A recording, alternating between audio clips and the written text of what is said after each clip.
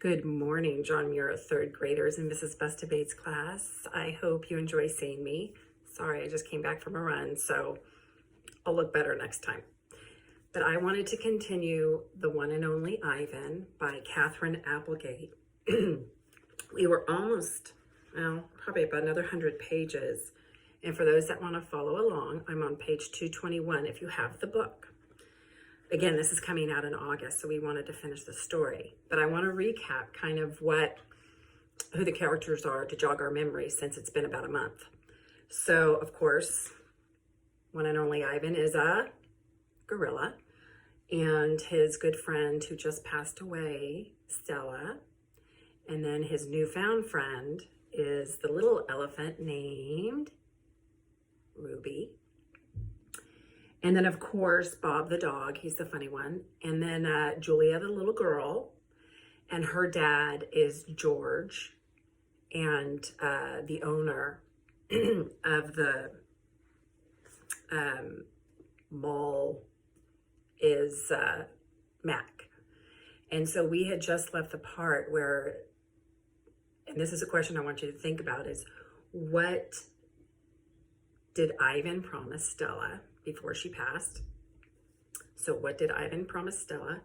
And then what does Ivan like to do? And this kind of goes hand in hand with what he painted. Well, I guess I gave it away. And Julia figures it out. And before we left, Damien had just realized, I think Damien was one of the ones that kind of raised his hand and said, it wasn't help like a lot of us thought, but it was home. So he painted that, and where are they going to put it? And this is what Julia is convincing her dad, George, to do. So I'm going to go ahead and start on the next morning. I'm not going to go too far just because I want to upload this and see how it works. I watched Mac's car slam into a halt in the parking lot. He leaps out and he stares at the billboard. His jaw is open. Because what did they do the night before, right? He doesn't move for a long time. Mad human. A mad gorilla is loud, but a mad human can be loud too, especially when he's throwing chairs and turning over tables and breaking the cotton candy machine. Phone call. Mac is kicking a trash can across the food court when the phone rings. He answers it, red face and swearing. "What the?"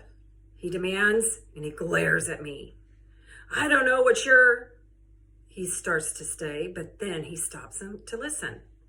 "Who? Julia who?" he asks. "Oh, yeah, sure, George's kid. She's the one who called you?" More talking. With the phone to his ear, Mac comes closer to my cage, eyeing me suspiciously. Yeah, he says. He paints, sure. We've been selling his art for a while now. There's another long pause. Yeah, absolutely. Yeah, it was my idea. Was it? Mac nods.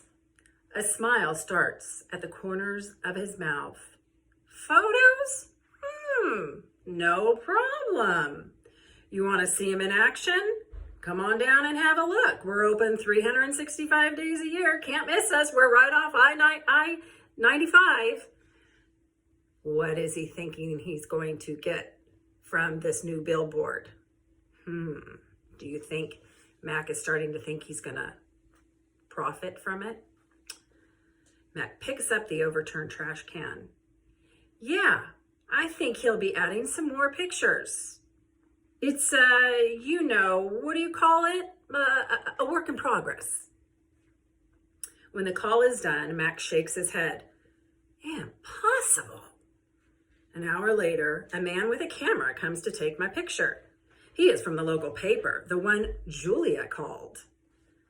How about you take one of me with the elephant? Max suggests. He drapes his arm around Ruby's back, grinning as the camera clicks. Perfect, the man says. Perfect, Mac agrees. And here's a picture of Mac and Stella. Mac's thinking he's going to profit from that. I'm going to go ahead and stop there to see how this uploads, that you guys can see it before I read longer. So we only read 5 pages, but I'll see you soon. Bye.